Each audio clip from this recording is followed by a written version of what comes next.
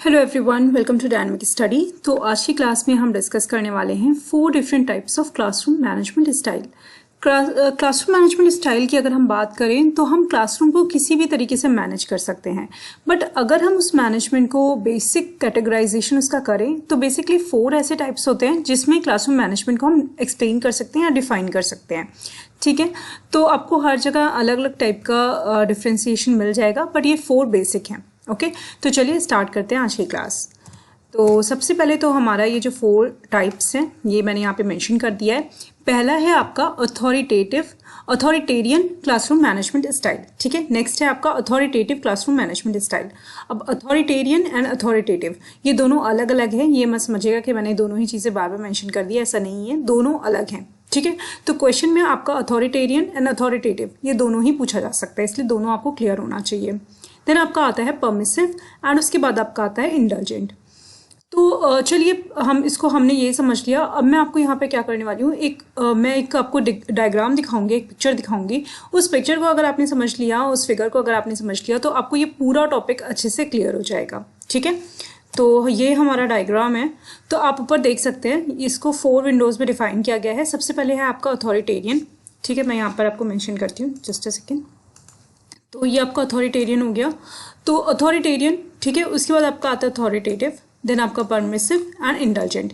ये 4 सेक्शंस आपने डिवाइड कर दिए। उसके बाद ये एक्सेस है, आप देख सकते हैं ऊपर आपका दिया हुआ है मोर टीचर कंट्रोल, देन आपका यहाँ पर दिया हुआ है लेस स्टूडेंट इन्वॉल्वमेंट, उसके बाद दिया हुआ है मोर स्टूडेंट इन्वॉल्वमेंट, और उसके बाद आपका दिया है नीचे लेस टीचर कंट्रोल।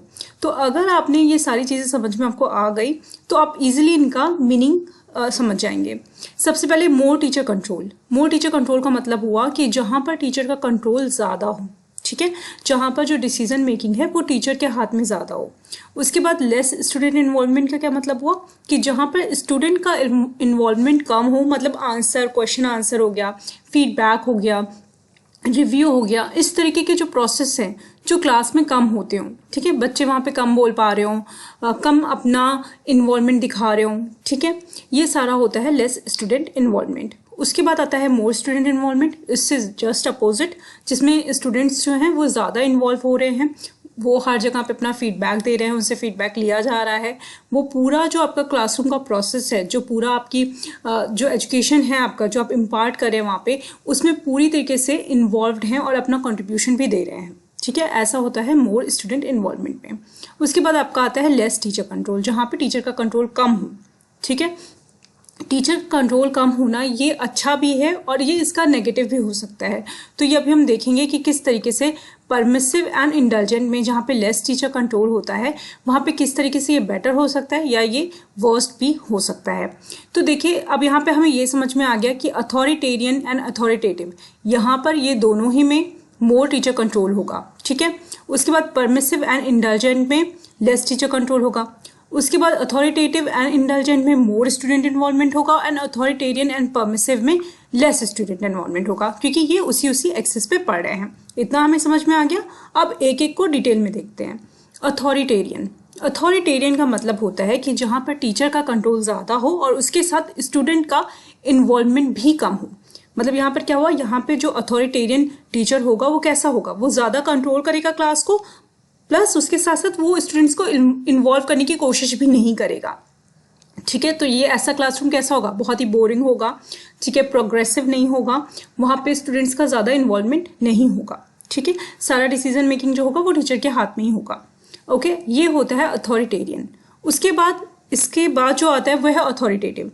यहाँ पे क्या होगा, यहाँ पर टीचर का कंट्रोल तो होगा बट उसके साथ साथ स्टूडेंट का इन्वॉल्वमेंट भी होगा। मतलब डिसीजन मेकिंग तो टीचर करेगा बट वहाँ पे क्या होगा, वहाँ पे फीडबैक का, रिव्यू का भी सिस्टम होगा और वहाँ पर स्टूडेंट्स को भी इन्वॉल्व किया जाएगा। तो ये अथॉरिटेरियन से थोड़ा अच्छा हुआ अथॉरिटेटिव। उसके बाद बात करते हैं परमिसिव पे। परमिसिव कैसा हुआ, यहाँ पे स्टूडेंट का इन्वॉल्वमेंट भी कम है और उसके साथ साथ टीचर्स का जो कंट्रोल है वो भी कम है। ये ऐसा क्लासरूम कैसा होगा, वो बहुत ही कायोस वाला होगा। ठीक है, वहाँ पे बिल्कुल भी डायरेक्शन नहीं होगा और स्टूडेंट्स की लर्निंग भी नहीं होगी प्रॉपर, क्योंकि डिसिप्लिन भी बिल्कुल नहीं होगा। ठीक है, ये होता है परमिसिव आपका टाइप ऑफ क्लासरूम मैनेजमेंट। उसके बाद नेक्स्ट आपका आता है इंडल्जेंट। ये एकदम ही आप कह सकते हैं कि ये आइडियल सिचुएशन है जहाँ पर टीचर का जो कंट्रोल है वो तो कम है, बट उसके साथ साथ स्टूडेंट का इन्वॉल्वमेंट भी बहुत ज़्यादा है। ठीक है, टीचर उतना ज़्यादा कंट्रोल नहीं कर रहा है, सिर्फ माइन्यूटली कंट्रोल कर रहा है चीज़ों को, डायरेक्शन प्रोवाइड कर रहा है, वहाँ पे डिसिप्लिन भी है और उसके साथ साथ वहाँ पे स्टूडेंट्स का इन्वॉल्वमेंट भी ज़्यादा है। ऐसा क्लासरूम कैसा होगा? ऐसे क्लासरूम में बहुत ज़्यादा लर्निंग होगी। ठीक है, टीचर्स जो होंगे वो बहुत ही ज़्यादा ओपन होंगे स्टूडेंट्स को लेकर, एंड जो उनका आपस का रिलेशनशिप होगा वो बहुत ही ज़्यादा ट्रस्टफुल होगा, बहुत ही फेयर होगा, जस्ट होगा, और स्टूडेंट्स बहुत ज़्यादा लर्निंग वहाँ पे उनका होगा। ठीक है, तो ये आपके सारे टाइप ऑफ जो क्लासरूम मैनेजमेंट था वो मैंने यहाँ पे आपको एक्सप्लेन किया है। आई होप ये क्लियर होगा। अगर कोई भी यहाँ पे आपको क्वेश्चन है तो आप पूछ सकते हैं। Thank you so much. Keep on watching and keep on learning.